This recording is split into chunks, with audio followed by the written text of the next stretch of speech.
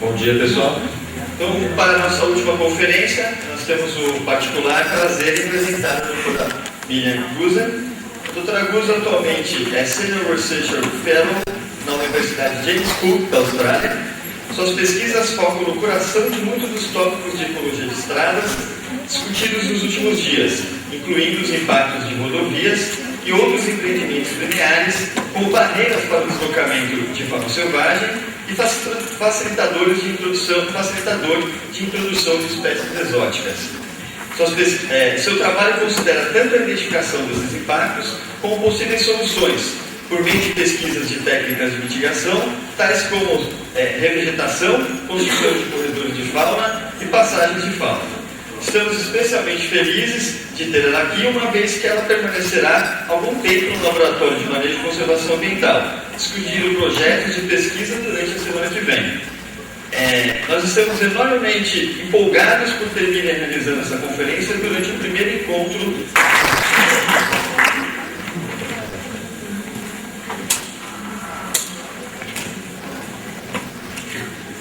Excellent. Well, thank you very much for the nice introduction.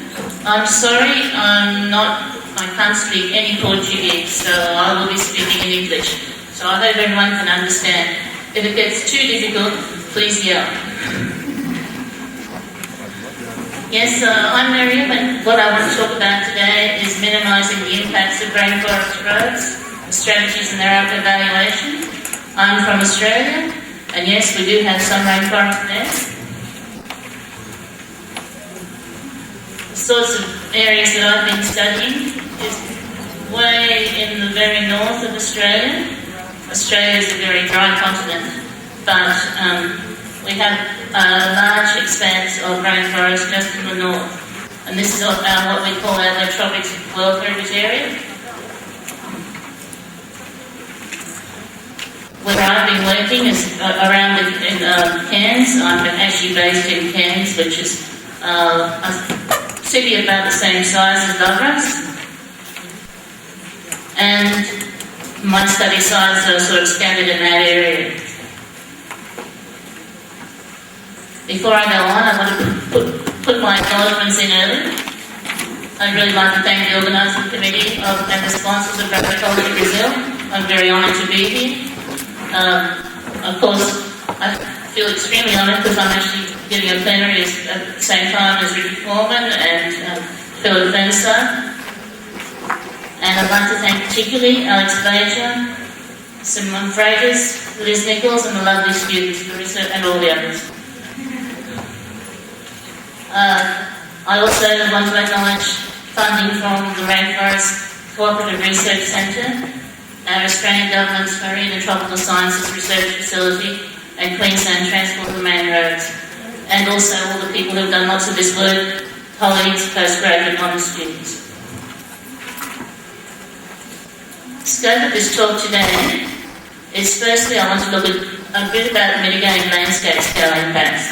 Now that's not where my focus of work mostly is, but I wanted to go back over some of the points that have been made up till now. And then an overview of local scale impacts, looking at some simple mitigation measures, and then some more complex engineering solutions. And then we'll look at some impacts from big corporations, and where we might apply some of these different solutions. And then we'll just have a quick think about evaluation of some of these things. So, thinking about the landscape scale impacts that we've heard a lot about from Philip, from Richard and from Simone. We've got the picture that everyone's been showing of the incremental clearing, and also fires that are associated with the roads as they go in, and these aren't only in the cleared areas but also can move into the forest. And I'm shamelessly borrowing some stuff from Bill Lawrence here, and looking at the impacts of non-indigenous hunting. This is actually in the Congo, but we can see here that the animals which are eaten for bushmeat are actually much less common near the edge of the road. Up to 1,200 metres in, we actually get more. And this even relates to things like elephants.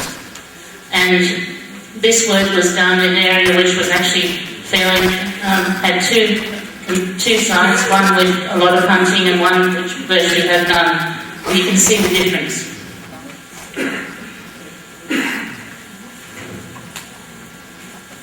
So what will we do about that? Well, the first thing to do is to limit road expansion, especially that unpaved roads.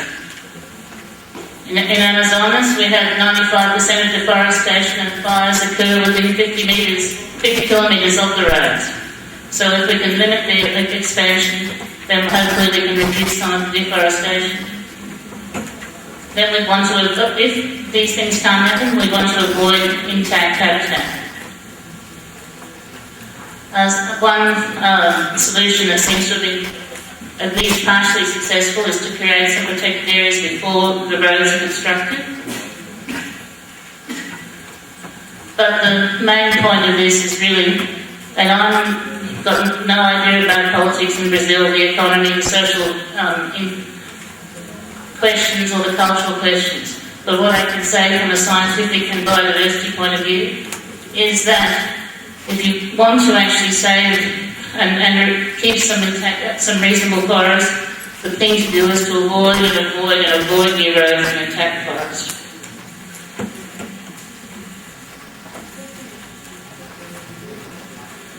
Other ways of minimising landscape scale impacts can manage timber operations by planning to minimise the network. So instead of having roads just burgeoning all over the place, instead you could actually plan and cropland, and hopefully you can avoid some of the problems you can see here caused by roads and the sedimentation and the bonding. Sorry, press the wrong button. And the ponding caused by roads which have banked up water. So here we have some really dreadful erosion. The way that can be done is to actually site the roads on flat areas rather than actually going up and down the ridges. That seems pretty obvious, but it's not something that actually occurs too often. One thing that would certainly makes a difference to a lot of road impacts is limiting the road width, and I can talk a little bit more about that later. There shouldn't be any compromises on drainage design and structures. Seasonal closures are something that can be really quite a good way of actually preventing a lot of the erosion that goes on in logging operations. If those things can be closed when there is a lot of rain going on, well, that will prevent a lot of problems. And of course you want to limit crossings of streams, which relates really to the flat areas and ridges. But one of the things which is probably one of the main things that could actually save quite a lot of forest destruction after logging, if logging has to occur, is actually making sure you close those roads afterwards. So instead of leaving them there, you can actually remove the bridges, cut up the roads, and hopefully that will keep some of the people from coming in, or the hunters, or actual settlement occurring along those roads.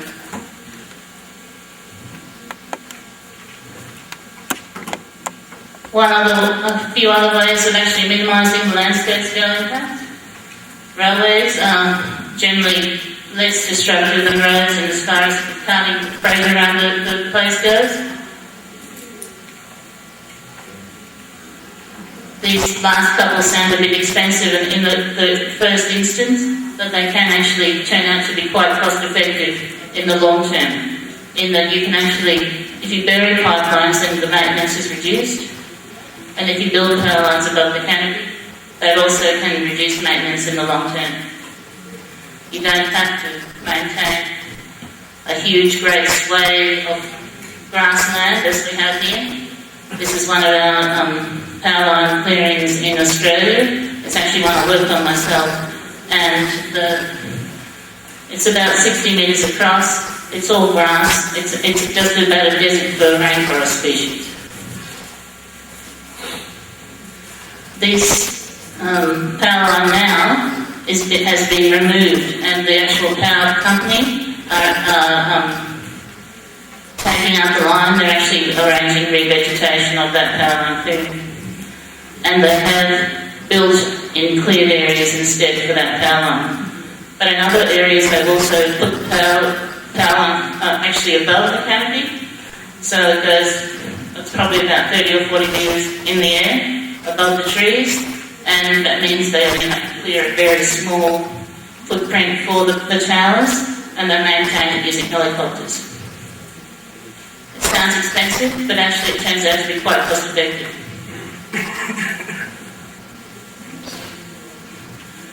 And here's one of the maintenance schedules that they have in the the power line company. And here they're actually trying to maintain the vegetation under the power lines in the gullies or where the creeks run. But nowadays they even do go further and put it above the canopy altogether.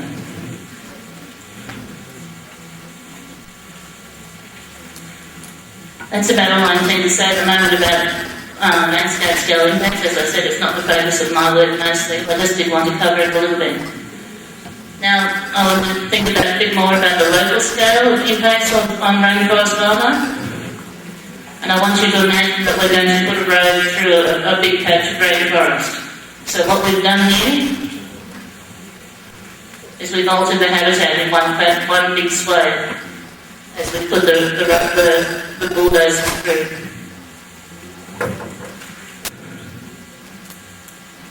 But what we do then is we then cover it with paved bitumen, macadam, whatever it is called here, and that means you've actually got complete loss of habitat there.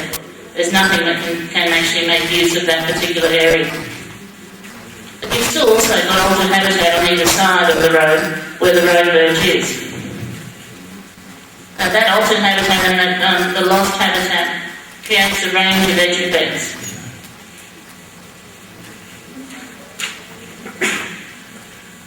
And these can be in the microclimate, and we have data with the tropical rainforest that shows various different distances of these microclimate edge effects can penetrate the rainforest.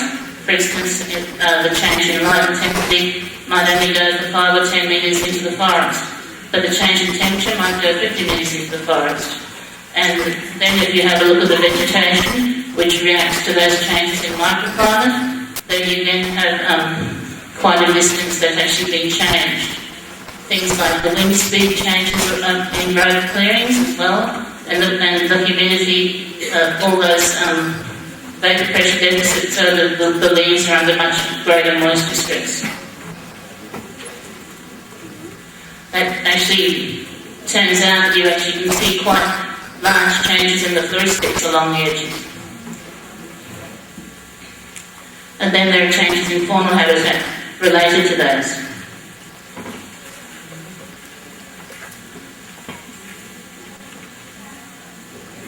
That altered habitat is also a land and ingress of a whole lot of things that you don't want there.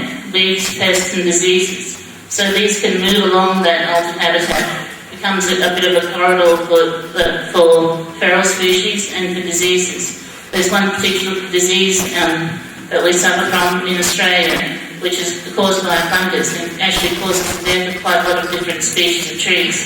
And it's actually very much associated with roads, because water ponds in the road surface, the road surface is compacted, and that actually allows the fungus to move around. Also species from other habitats, which can be quite important in that they can actually be competitors for your rainforest species. Now if we add a little bit of disturbance to this scenario, we're actually adding in some more impacts. We've got emissions. The first one we can talk about is noise. And noise can penetrate a long way into the forest. We've got some data, and I'll show it to you later, which shows that it goes more than 200 metres into the forest.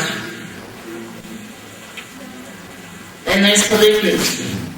Pollutants generally in rainforests don't actually travel all that far into the forest, but they certainly travel an awful long way along the road and get washed into the streams. one group in Australia that from at a university actually looked at the pollutants at how far they'd gone down the stream and found that they'd actually made it from the mountains right down to the estuary, and they could actually identify the same lead levels that species that they found from the tires and from the emissions right down at the estuary.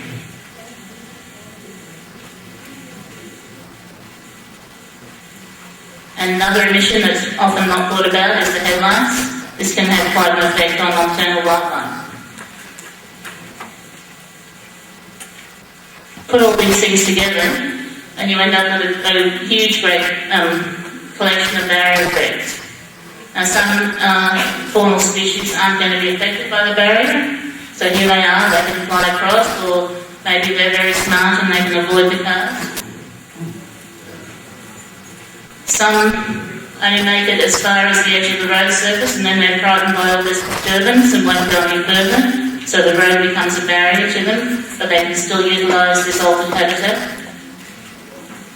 Some won't go into that altered habitat, so the barrier effect occurs basically at the edge of the forest itself. And others are so rainforest specific that they won't go that far. They'll stay in the forest and only go as far as where they feel the edge effects aren't affecting them. And then of course there's some that actually try to get across but don't make it. And that roadkill in itself is a barrier effect, in that you're taking individuals out of the population if none of those animals make it. And that's quite possible. If you add a whole lot more vehicles, then that's a complete barrier effect as far as the species go. Even if they are trying to cross, but they're being killed, then they're not making that genetic connection with the other population on the other side.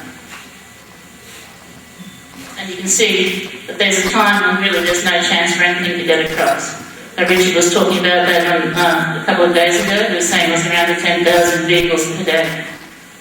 Something will get across, particularly some of the nocturnal species when there's less traffic on the road. But on the whole, that can be quite a severe barrier. So what can we do about all those horrible things? Firstly, I wanted to mention this publication which we've just done with the Queensland Department of Main Roads. There's a copy of it here and anyone can have a look at. It's also available on the web, and the idea is that we're just given ideas for mitigation strategies. It's written in a sort of easily accessible way so that the Main Roads engineers can actually make use of that. It was sponsored by Main Roads in Australia, and it's really quite a useful document.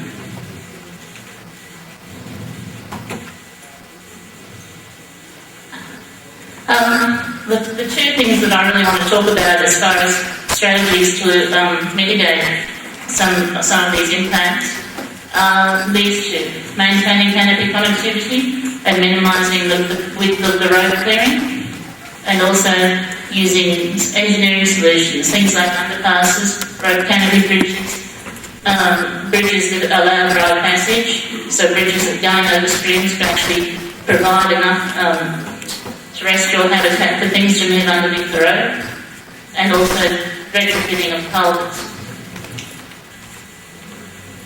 So if we actually keep canopy connectivity and minimise clearing width, we've got a few things that we can actually mitigate against. Firstly, we can mitigate against soil erosion and water quality problems. We've got some data which shows that, particularly with unsealed roads, if there is canopy over the road, then the water will, instead of actually reaching the ground and therefore running off and carrying sediment with it, will actually run down the trunks of the trees. There will be much less water hitting the road and there will be less erosion.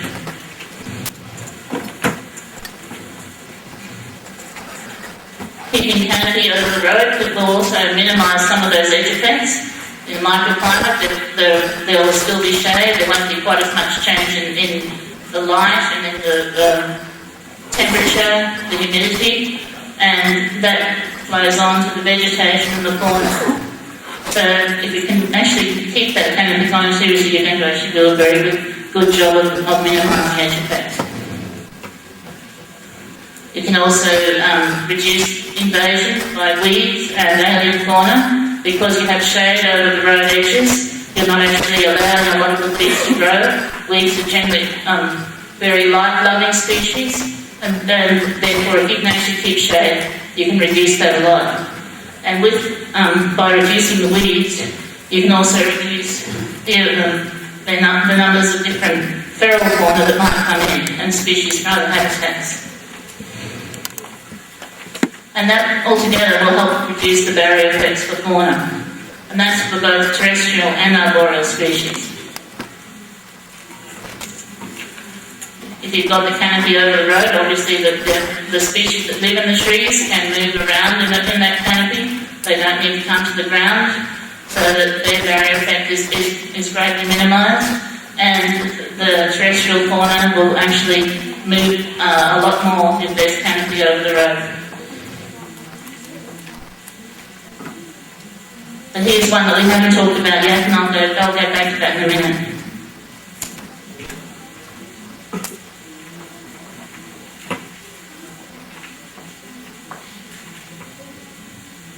Now, just to expand a little bit on some of those concepts, which firstly, canopy connections and minimising clearing width, and therefore barrier effect.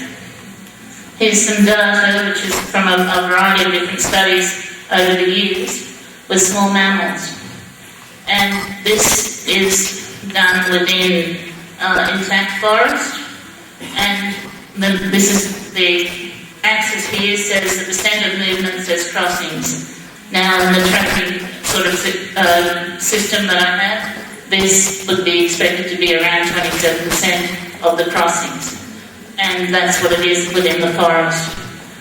But you notice that as soon as you put a road in, you're reducing the amount of movements around the landscape for these species.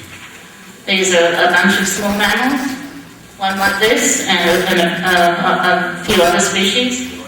And this is fairly universal for animals of this size.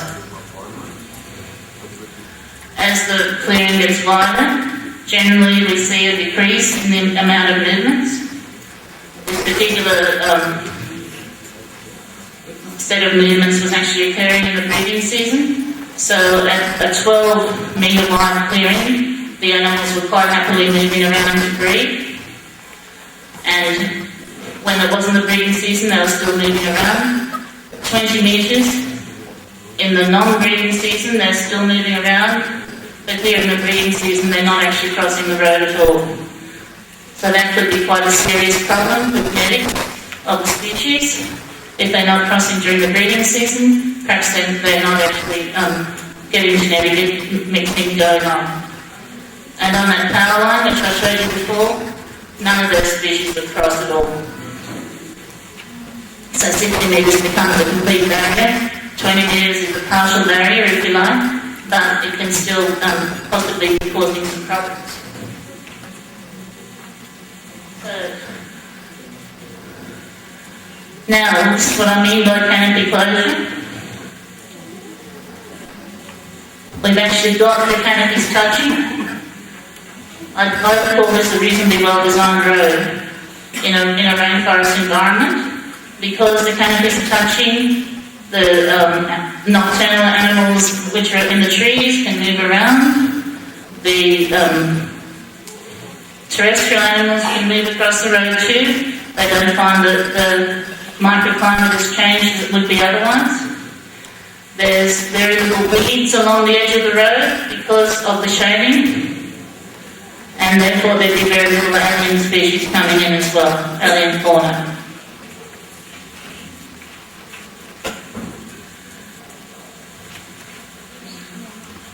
So the canopy closure and a reasonably narrow road width will allow many rainforest animals to cross. including terrestrial and arboreal species. But due to that greater crossing, we've got a conundrum, because that activity can result in an increased roadkill. They're crossing a lot more, they're likely to be killed more often.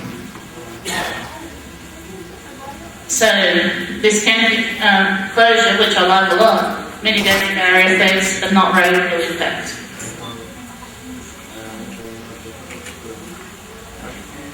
And just to show you that roadkill isn't necessarily a small thing that's happening in the rainforest areas. We don't have a lot of large mammals in Australia, so particularly in the rainforest, and so you don't see a lot of roadkill. But if you actually walk the transects, which is what I did, you find that there's an awful lot of things being killed. Oops. So for those of you who are working on roadkill, I'd just like to point out that there's a lot of roadkill that you won't see unless you actually walk that road. There's, of these amphibians, you might pick up maybe one species. The others you wouldn't see at all by driving in at very slow speeds.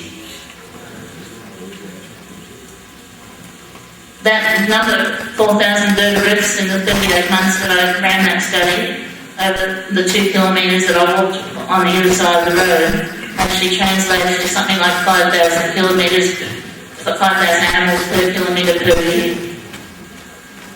which is a fair lot of animals being killed.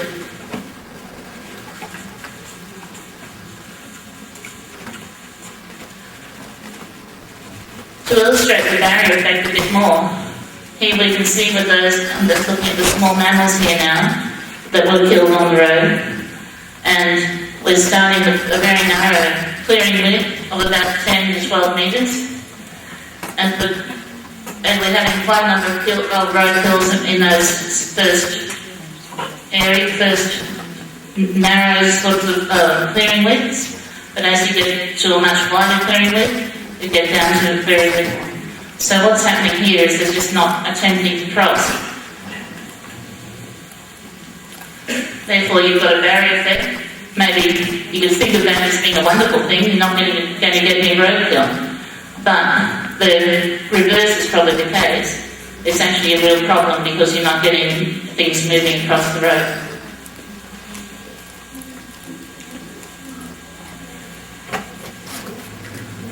Now, you're not going to make any sense of this, but I'll sort of show you what it means. This is the road, one of the transects. So that's the road running up the mountain, and every little dot shown on that is one animal that's been killed in just one of the years where the study is going on. So I think you can see that there are areas where there's an awful lot of things being killed. That can be a useful way of actually deciding where you might want to put in mitigatory measures. But on the other hand, a lot of these things that are being killed are actually amphibians. And you can see that there's a creek in the blue running down the hill. And there's actually quite a big culvert there already.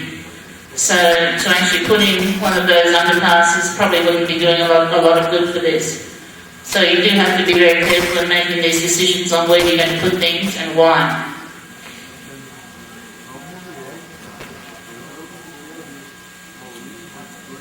A little bit more about the small mammal mortality. I was saying that lifted clearing is pretty important. And I think you can see it here. You get a lot more animals being killed on narrow roads. Therefore, you're getting less of a barrier effect. But that's actually a bit of a simplistic view. If you look at it with the different transects, I have here the 4 transects divided on traffic speed line. We had a couple where the traffic speed was moving very fast, well, fast enough, at 80 kilometres an hour, and some where it was moving fairly slow at 60 kilometres. So there's not a lot of difference when the traffic is moving fairly slow. But when it's moving fast, then things aren't actually attempting to cross as much, and therefore they're not being killed. Another thing I wanted to mention was that there's a lot of difference in the sorts of microtopography around the road where things may be killed. By microtopography I mean where there's a lot of big cuttings through the road, or where there's very steep slopes down to creeks, or just where there are creeks and gullies. And as you can see, the majority of animals are being killed in the sort of ephemeral streams or the large creeks.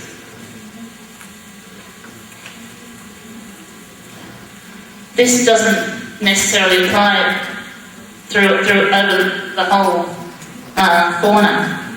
For instance, here we've got the rainforest species, very nice frog. There's a whole series of rainforest frogs, and the majority of them get killed on the narrow roads. Obviously they're not attempting so much to cross the wide roads. But if those things come from open forest rather than the closed rainforest, it really doesn't make any difference at all. They don't perceive that road as so much of a barrier, and so they're likely to try and attempt to cross. Of course, one of your exports here to us also suffers a lot of roadkill, but we don't really care.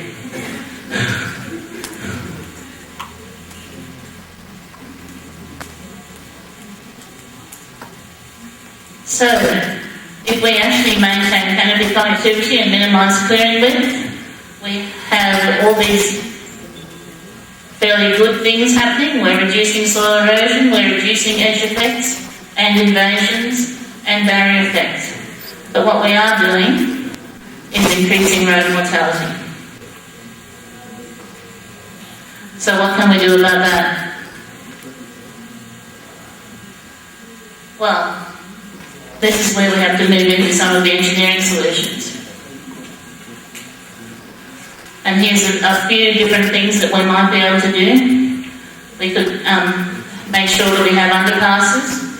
We could have rope canopy bridges in the case of arboreal species, the species that move around in the trees. We could make sure that we've got bridges that have dry passage along underneath them for terrestrial species, or we could even take some of the old culverts and try and put something into them that will allow the animals to move around. And these, of course, are then going to reduce the barrier effects for fauna and also the road mortality. Of course, if we had the best of both worlds, we'd do both. We'd actually maintain the canopy connectivity as much as possible and minimise that clearing width, and yet we'd also have those engineering solutions in place.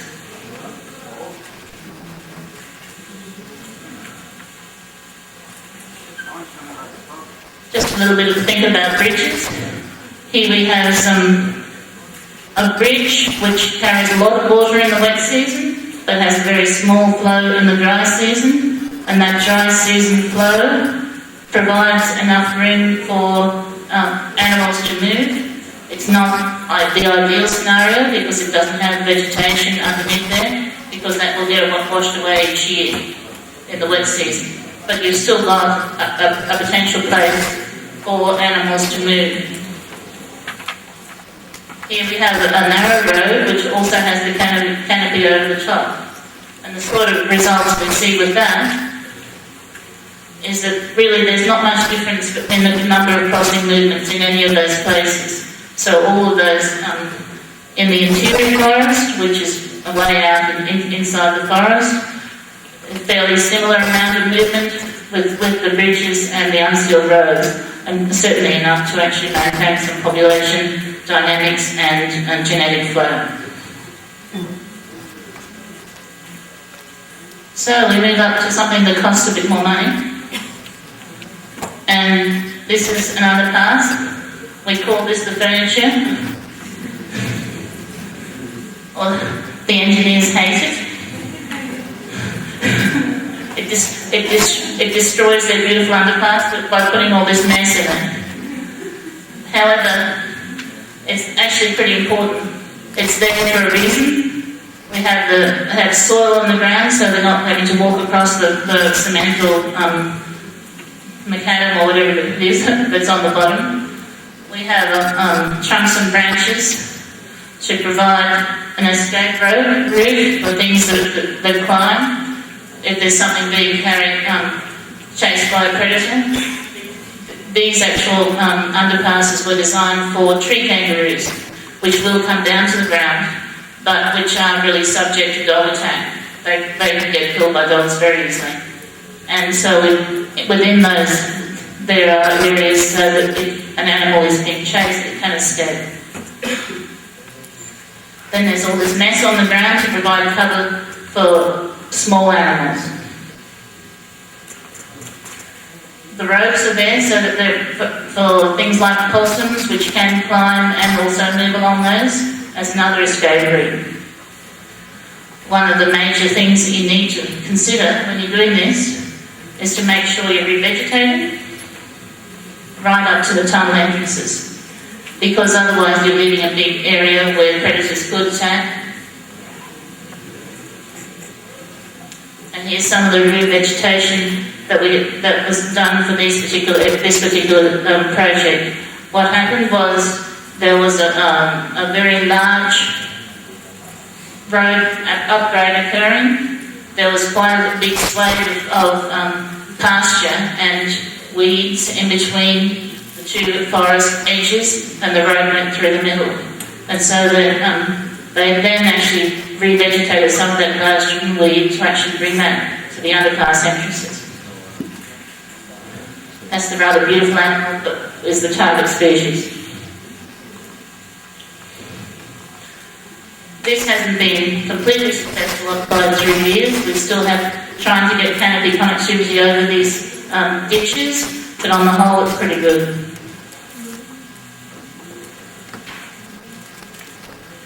So what sort of effect did those underpasses have? Well, firstly we had, before the upgrade, we had quite a lot of animals being killed, but the majority of these weren't actually rainforest species. They were animals of the pasture, quite a few that had actually invaded, and so there was about 70 per year. It wasn't a lot of animals being killed, even before the underpasses went in. Post-upgrade, that number went down. There's quite a lot more rainforest species involved. There's one interesting thing here, that the bird proportions have actually gone up, and that's because those trees that for the vegetation had just grown up to a height where the birds were actually put into danger to flying across the road. But that now is obviously, they've grown a lot further and that doesn't happen anymore. But if we can compare this with a road quite nearby, which doesn't have an underpass, but does have closed canopy, and is very similar in its rainforest, you can see that there's an awful lot more animals being killed on that one.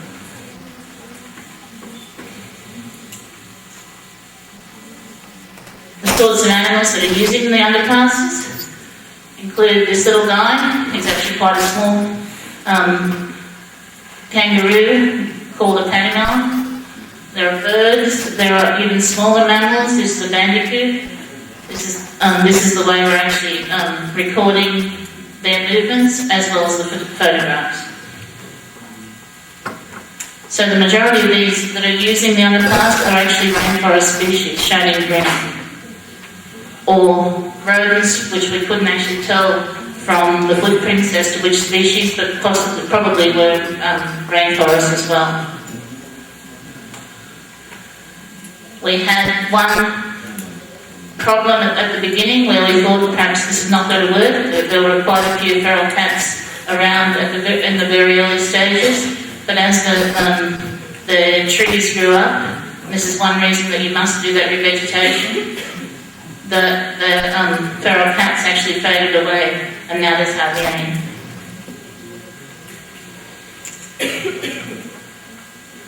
You don't have to go to that sort of extent to actually have some underpasses that aren't being used. Here we have culverts which were just under that highway where I did my roadkill study.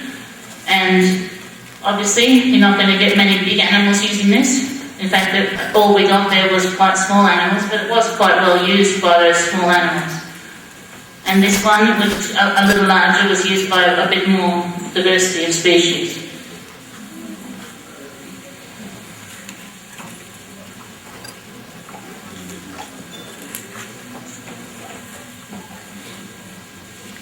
If you already have a culvert in place, and this one was in place before this was all done, this was just a culvert which was built to carry quite a decent sort of rainforest stream.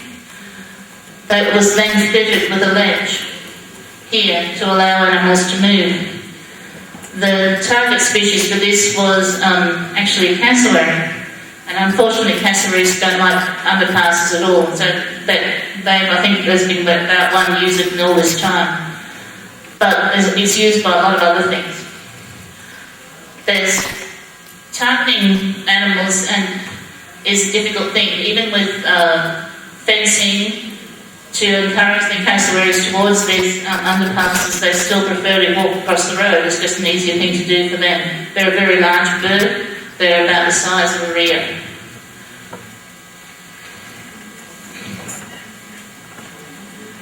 This one is in Brisbane in Australia, and it's actually targeted koalas. I haven't got the data to show whether koalas have used it, but certainly a lot of other things have. They've actually put this wooden ledge in there for the koalas and a smaller ledge for smaller mammals. Water is still coming through here on at the base, and in both of these cases, during the wet season, they'd probably be quite full, and therefore no use at all for moving animal movement. But over the course of the year, there's quite a lot of animals going through it anyway. Now, the road bridge overpasses. I hear that there's quite a bundle down in the south of Brazil, which was pretty exciting for me. Then here we have the first one that was ever built. It was actually a sort of a pilot study, and it was built across quite a narrow road. It's a tunnel design, so it's got the squares, and and the idea of that was to actually protect animals as they move through. Eventually it was found that most of the animals just ran across the top anyway.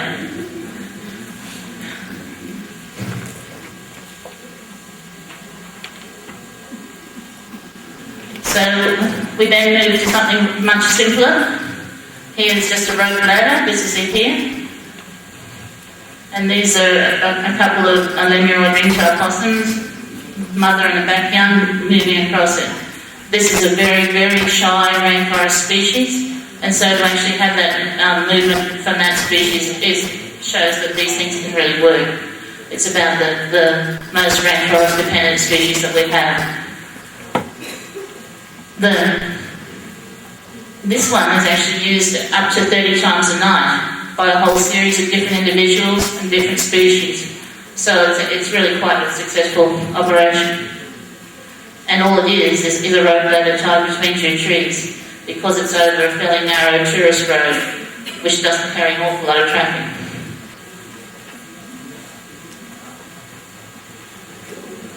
So we've gone to the sort of much larger scale.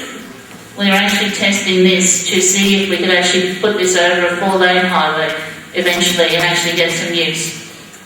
This has been done further south in Australia. They've actually modified our design and tried it over very wide roads, but because our rainforest species are so shy, we actually had to modify the design again. But what we wanted to do was see whether these animals would cross 40 metres. And that's actually 40 metres across from tree to tree. They're actually erected on telegraph poles on one side and trees on the other. Then there was quite a bit of concern from engineers saying, oh, well, they're going to fall down, they will cars, kill people. Actually, they don't. It's quite surprising. This particular group managed to survive a Category 5 cyclone, which is about the biggest cyclone you can get. And strangely enough, the trees that they were attached to were all standing. The trees all around them had been knocked to the ground by the cyclone. So it seems to have some sort of weird effect that no one can understand. Anyway, there's one tunnel and a few different rope ladders. And here we can see a few little animals coming through. The green ringtail, a lemur ringtail, and the Herbert River on the way back. They're not used a great deal at this length. It is a problem for very shy animals, but they do get used at probably, we're hoping enough to at least allow genetic flow. They're still being monitored. Right, to turn to a totally different question, vehicle operation and the impacts. Okay, so if you want to actually reduce some of the impacts from vehicle operations, and Richard had quite a bit of a talk about this the other day, what happens, reduce pollutants and sediments coming from the tyres and from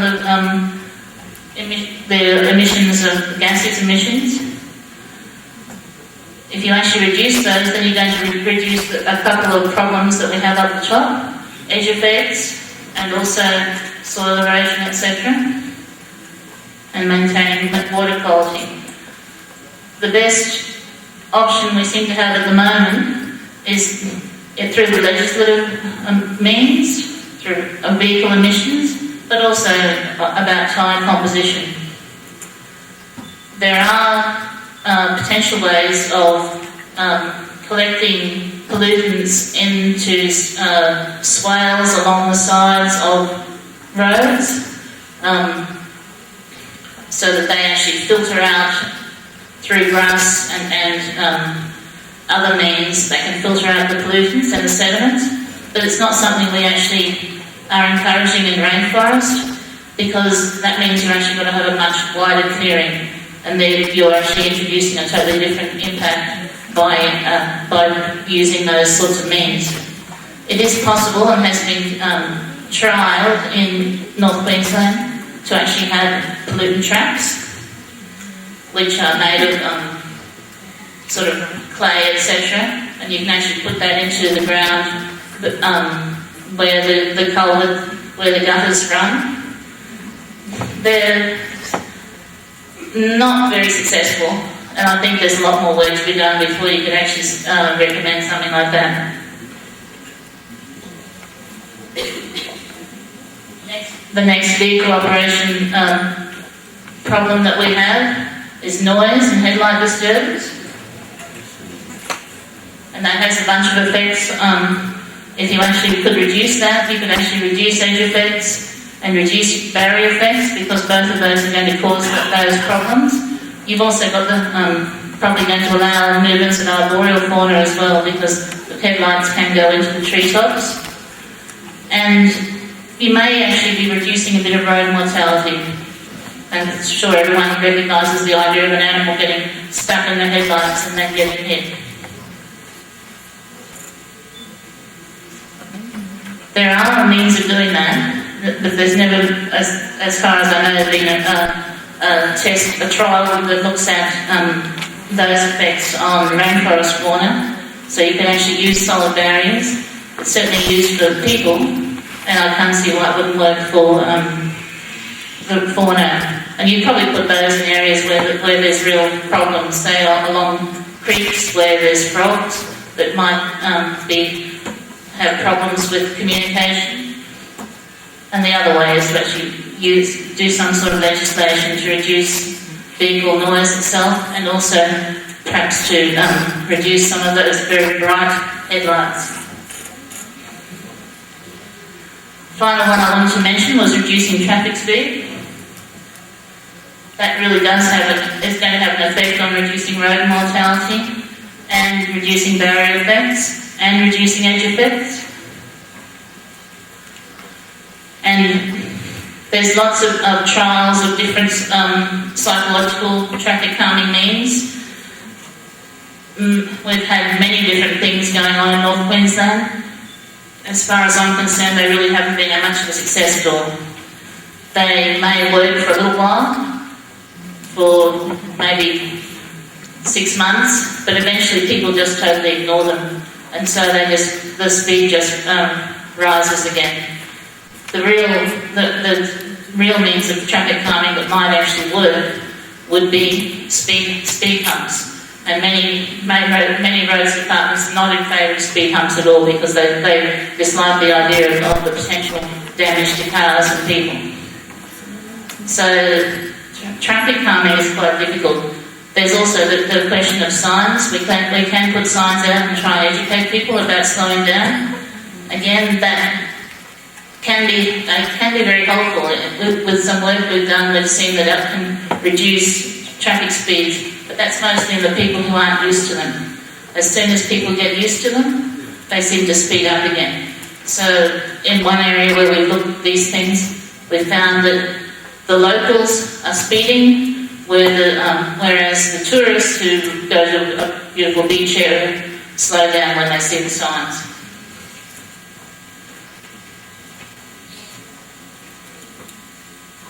Just a little bit about traffic noise and how far it penetrates into the forest. Here you can see this is just one four-wheel drive vehicle going past. Here is the ambient noise before the four-wheel drive goes past, and here is the noise actually measured to a distance of 200 metres on the ground level and also 15 metres above the ground. So you see, you're actually getting more of an impact as you go into the forest and the canopy. And that could be fairly serious for birds in that they want to communicate. So the traffic noise might be actually overriding their communications. If we actually look at highway traffic noise averaged over a whole day, again we see that as you're at right the edge of the forest, on the ground level, the traffic noise is the highest. But as you go into the forest, the canopy layer has more noise, and it's quite a long way above the non-highway ambient noise levels. So what effects can that have? Well, as I said, it could affect the bird song. They may not be able to communicate, but we've actually looked at some work for this rather insignificant looking little frog over here. It's actually an endangered species. And if you actually look at the abundance of these animals as you're moving away from the road, it's certainly increasing as you go further into the forest. So there's a decrease in density close to the road. Now, in many cases, people would assume that that's due to roadkill, because roadkill is actually recognised as something that will affect amphibians in their populations close to the road. But in this case, we know it's definitely not, because there's really only been 2 animals killed on the road in all the time that we've been collecting data.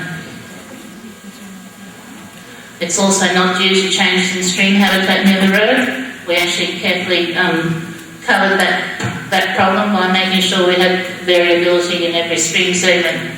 So the sample size actually included habitat heterogeneity. So, another frightening graph, but what we're seeing here is the number of calls that one individual will make. And this is distance to road, it's on a cubed axis, but as you can see, you're actually getting many more calls close to the road than you are into the forest.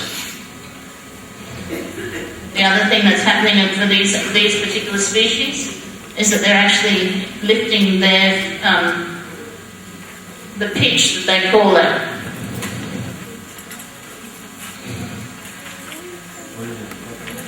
Now, you'd probably think, well, that's the traffic noise. They have to actually change because traffic noise has a fairly low pitch compared to the pitch that animals sing at. But in fact, as with all good science, there's a problem as well. We've actually got the size of the frog decreasing close to the road.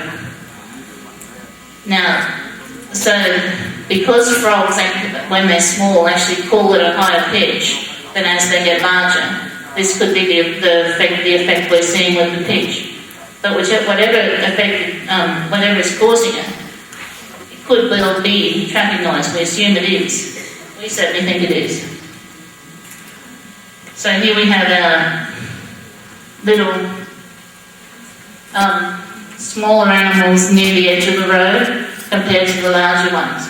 And perhaps they're actually, the larger animals are more dominant and they are actually competing for the better habitat further from the road. And that better habitat is caused by the traffic noise not actually being there quite as much.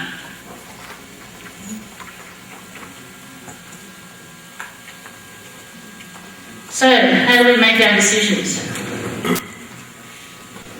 What do we actually implement? Well, of course, that's mainly going to be driven by the amount of money you've got and also by the traffic volume. In the case of our canopy connectivity, you'd probably be using that for forest roads with low traffic volume. As the roads departments don't like the idea of having branches falling on the cars, obviously, so that where there isn't a lot of traffic, you can actually use this quite well. The best thing about it, it's free.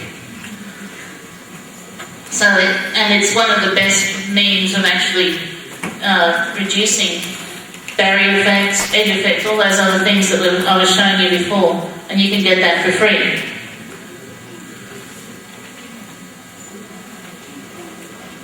Now, when it comes to bridges with dry passage underneath, and here's a different one, and animals do move around here, I can't see any reason why, if you're going to put a bridge in, that you wouldn't actually include something like that to actually ensure that there's a chance for terrestrial animals to move, as well as the aquatic species that will be moving in the creek, in the stream. The culverts, as you see down here, can cause a barrier effect for a lot of movements of migratory species, fish and invertebrates as well. But if you've actually got a bridge, then you've actually solved that problem, and with that bridge you can also solve some of the movement problems for terrestrial animals at the same time.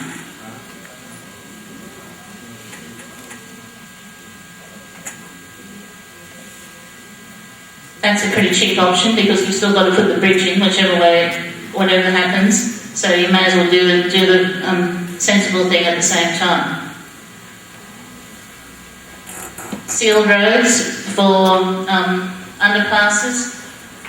You probably don't need them in these sort of small roads with little traffic volume, but as the traffic volume increases, you're going to increase the need for things like this. They cost a little bit of money. They're not incredibly expensive compared to their actual road cost though. I think these ones that we had put in the road upgrade were about 0.05% of the cost of the actual road upgrade. So if you look at it like that, they don't actually cost all that much at all. Culverts for water. Something's going to use them hopefully when there's no water flowing through them, and that's free. However, if you want to put in one of these ledges, that's a very cheap option as well. That gives you a lot more scope for movement. It'll keep things moving for most of the year. Road bridge overpasses. Again, these are really for use where there's sealed roads for traffic, because if you had a canopy connection, then the arboreal species are going to use that. There's no need for this. But they are very cheap. The culverts should actually have some form of allowing things to move through them. If the water speed is too too fast for normal movements.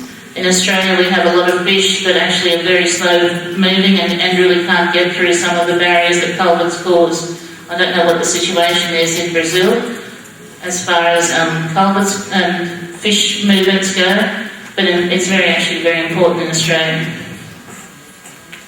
They do cost a bit of money, and then you've got the mega dollar options, like your particularly wonderful thing which I'm very impressed with in Sao Paulo.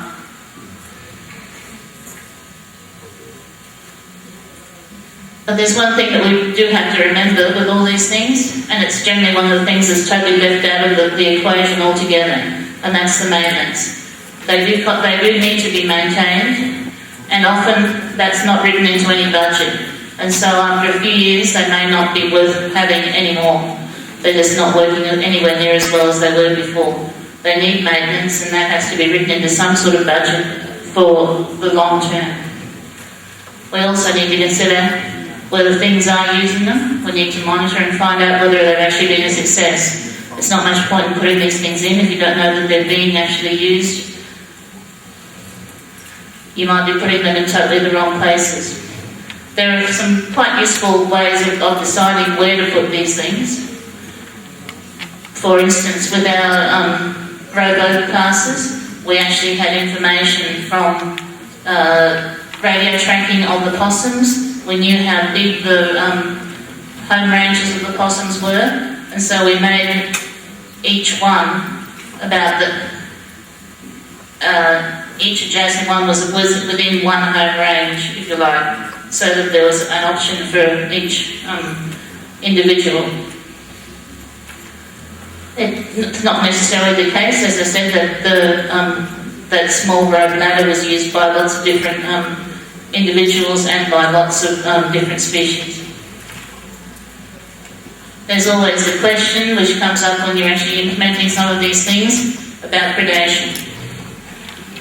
Is this going to be the place where the predators hang out to actually catch their prey, because there's this movement of animals going through all the time? As far as our rainforest species go, we haven't found this at all.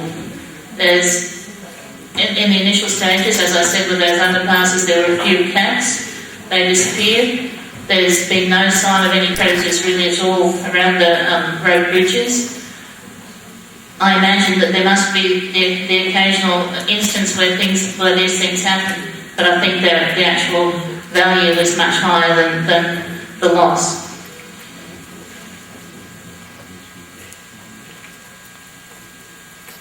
Just a few cautionary notes. These sorts of things, these underpasses, viaducts, overpasses, can be bridges. They shouldn't be the reason that a road can go ahead. They're not going to be the same as leaving the forest intact. They're not going to mitigate all impacts. I've got this little mantra: avoid, avoid, avoid as much as possible. And that's just, don't use it as an excuse. And there are also times when these structures might actually be counterproductive. For instance, here we have a big viaduct that's been built in Malaysia. I don't know if you can see this, but if we come in, someone's actually taken up residence. It's actually a hunting hangout. The hunters have decided that's where they're going to be. So these sorts of things, if you're likely to have these problems, need to be thought about.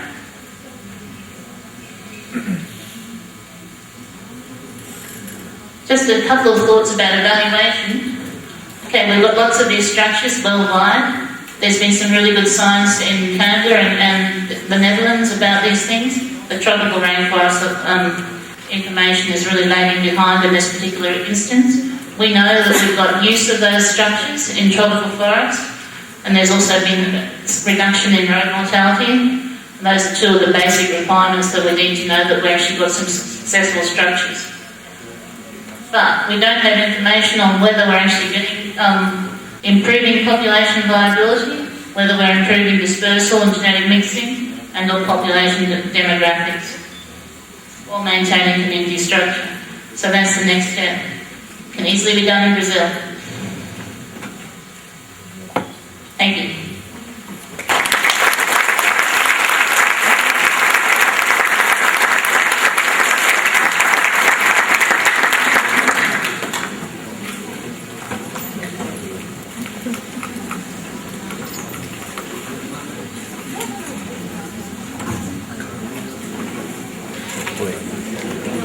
Thank you, Miriam. That was fantastic.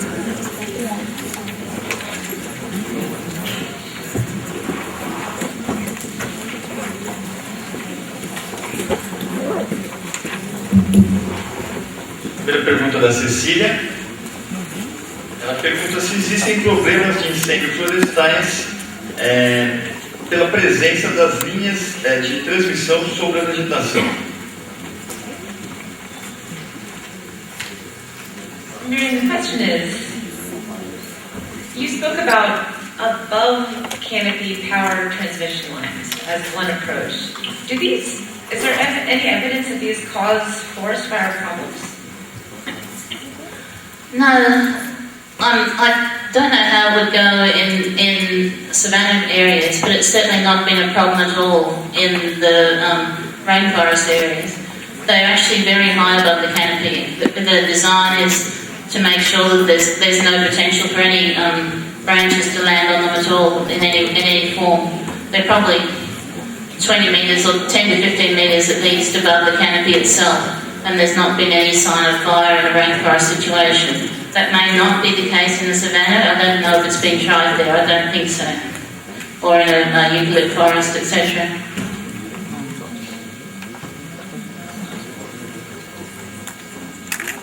Okay, another question from Simone along a methodological line of thinking. Do you recommend underpasses with or without fences in general? Does it vary per species, and if so, how long should the fences be? What would be this question? A Simone pergunta se ela recomenda passagens subterrâneas com ou sem cercas. Se sim, quanto tempo as cercas devem ficar? Quão comprido? Tá, how long the fence should be? Quão compridas as cercas devem ser? Qual o comprimento das cercas? That's a tough one. I myself am not particularly in favour of fencing. I've not seen any really good results of fencing, and particularly in rainforest. It's really, if you did get a fence up, and we have got some up for cassowaries to try and encourage them into those underpasses, which didn't really work at all. Really, you're going to have branches, etc., landing on them really quite soon, and the maintenance costs are so high, it's probably very difficult to assume that they'll ever be maintained. I think Richard went through this on Monday. It's a very difficult thing. In grassland areas, we have sort of much larger species like the kangaroos, but they can just get over the fences anyway. It's very difficult to actually keep things in. With the cassowaries, which are one of our endangered species, we actually have to design a particularly special design of fence where we have shade cloth. I don't know if you understand what that means. The sorts of things you put over greenhouses, because the cassowaries, if they can see habitat on the other side, will try and push through that fence and just continue to do that until they injure themselves. So it has to be actually some sort of cloth that they really don't see through very easily. They will follow that to a certain extent, but they won't use the underpasses, so it's not really a very useful thing overall. So on the whole, fencing, I don't think it's really proven very useful.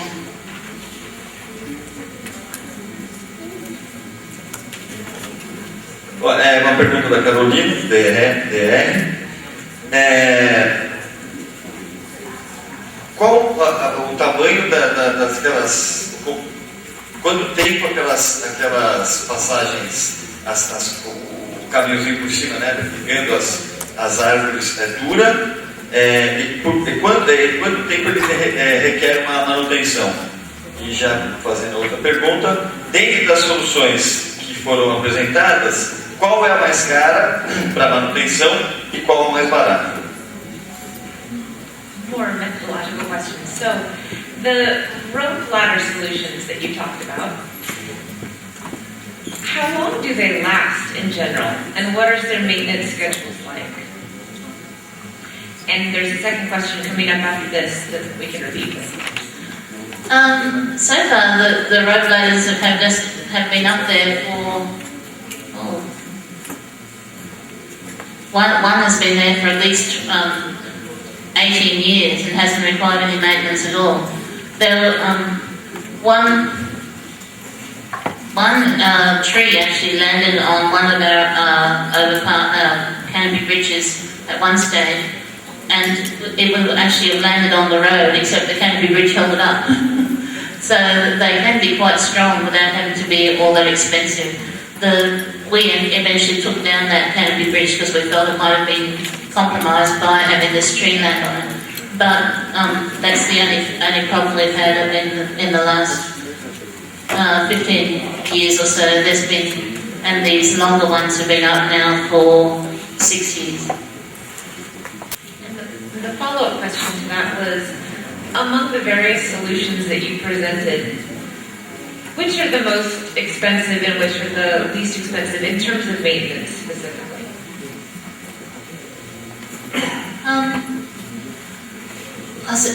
I expect that a lot of them are fairly similar in maintenance costs.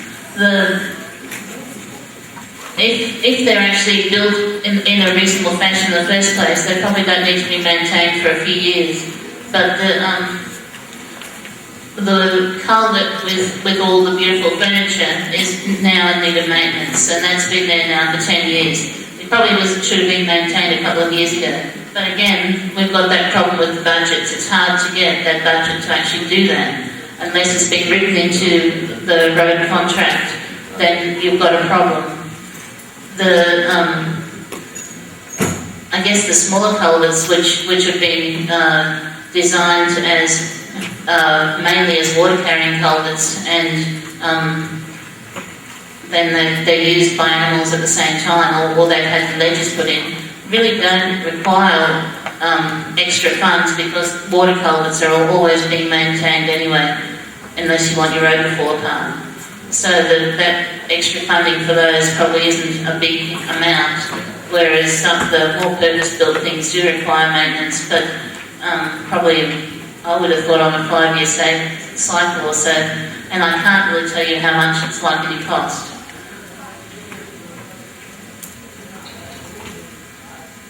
Bom, a outra pergunta do Alex, né, que eu achei muito interessante. As soluções encontradas para as regiões desse estudo foram aplicadas para outras áreas? Se foram, o resultado foi o mesmo? Boa pergunta. So, from Alex. So, some of the mitigation solutions that you talked about from this specific area, have they been exported to other regions? And if so, have the rates of success been about the same? The road overpasses have been built in a lot of areas in Australia now. The design has evolved a little bit for very wide roads. For instance, there's some in sort of New South Wales, which is about halfway down Australia, and they have been successful. There's also some been also further down in the temperate areas of Australia, which seem to be successful too, although we haven't heard much about the results of those. And I was hearing that there are some very successful ones here in Brazil, so I was fairly excited by that. A próxima pergunta é do Felipe Taldich. Fala que as overpasses, nas passagens sobre as estradas, elas são muito custosas, porque são feitas de concreto e outros materiais. E ele pergunta se seria interessante fazer essas passagens com madeiras como eucalipto ou outras madeiras mais baratas. So, another overpass question. This is from Felipe. So, as overpasses are costly because of the use of concrete and other materials, What about mixing them with woods? Things like eucalyptus on relatively small roads. So you mean the very large overpasses that for large fauna, Philippine? I can't see any reason why not, so long as that they could be engineered to a level that would satisfy the road transport people. Again, you have to think about the maintenance of those, but if it's a similar maintenance schedule to a wooden bridge, I can't see that it couldn't be a success. Again, you really would need to actually go through the road transport thing to ensure that you had safety approvals, etc. Próxima pergunta da Simone também. Ela pergunta se as taxas de caça aumentaram dentro e próximos às passagens subterrâneas. So, this question from Simone, related to under and overpasses again, is there any evidence that hunting rates are higher near under or overpasses? Is this the predation question or hunting? We really don't know. This is very new. The viaduct that we showed there from Malaysia with these guys who are obviously using that as a bit of a base to, and we assume that they're going out hunting. My student who's doing this work in Malaysia, he's actually trying to find out about that now. So he's actually going to be doing quite a lot of sand tracking and in underneath the underpasses, but also into the forest.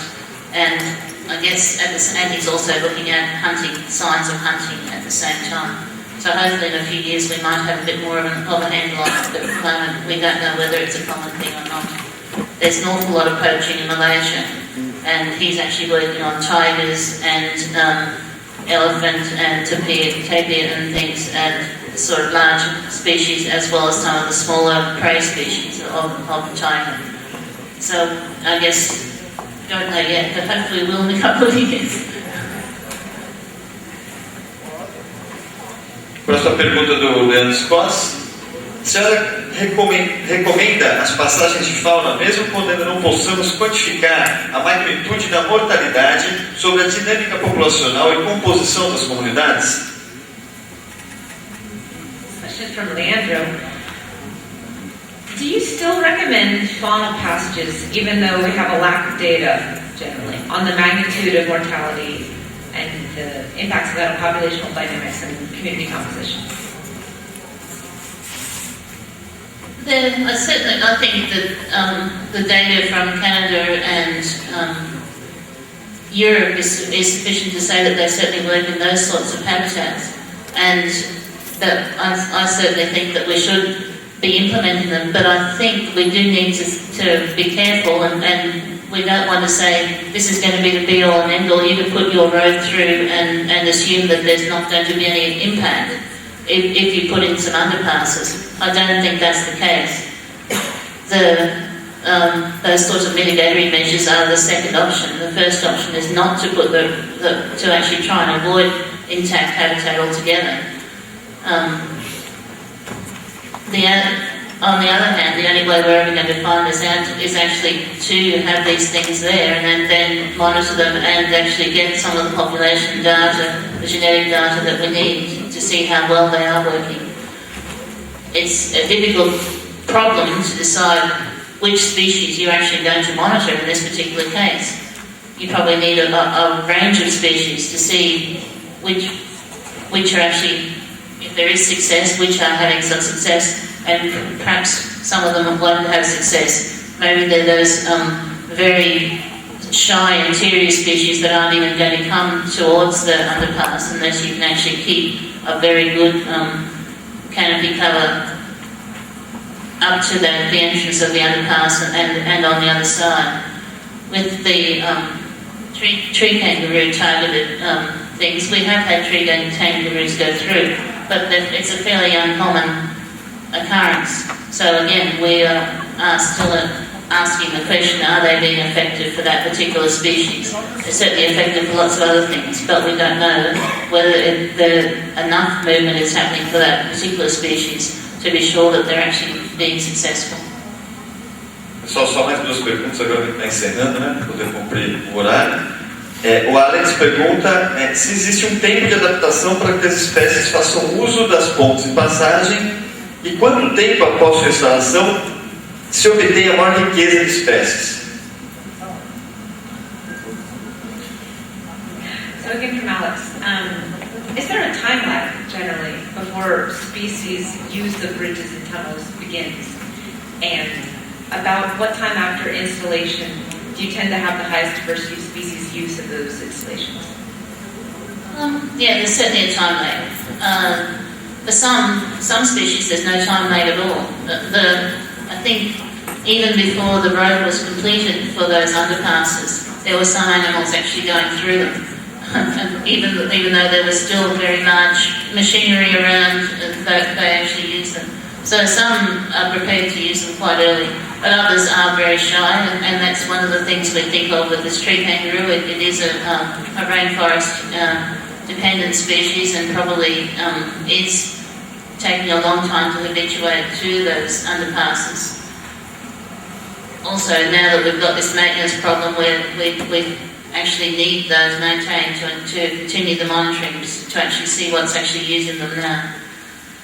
For the canopy bridges, there is a time lag. There's something like 6 months for the most shy species before that started to use it, but then it just decided that was the place to be. Where that small ladder canopy bridge is, that was also hit by the cyclone very severely, and all the trees on each side of that canopy bridge fell that were totally raised almost to the ground. They're probably only about this high. But the fascinating thing is you can actually see the possums that have been using it before. They move along through this raised to the ground thicket that's now there. They climb the tree, they walk across the canopy bridge, they come down and they continue on their way through this very low growth. So once they're habituated, they really do seem to prefer it to anything that, unless, of course, there's actually canopy closure, when they'll definitely use that in preference to the bridge.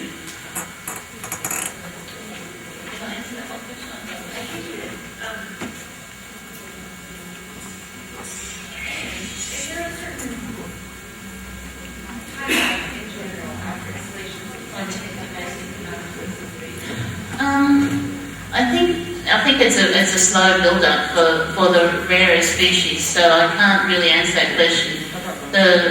Some of the species, as I said, go very quickly, but I suppose the best diversity we've had was probably after about 12 months. But, I mean, that may be totally case-specific. Última pergunta do Wallace. É isso, Wallace? Vamos ali atrás. Achei uma pergunta interessante. Em algumas rodovias estudadas foram previstas ou implantadas estruturas para socorrer e tratar animais atropelados? This question comes from Wallace in the back. So in the road systems where you've been working, is there generally a framework for rehabilitation for the road-killed animals that you've encountered? So there are a series of rehabilitation centers in Australia where you take these things. Yes, there is, and often, although the parent animal might be killed, the young might still be alive, and there are a series of rehabilitation centres where you can take, say for instance, young killed kangaroos from their mother. You can take them to a rehabilitation centre and people will look after them. Also, a lot of animals that have been hurt can be taken to all these places. Birds are very well looked after, for instance. Is that what you wanted to know?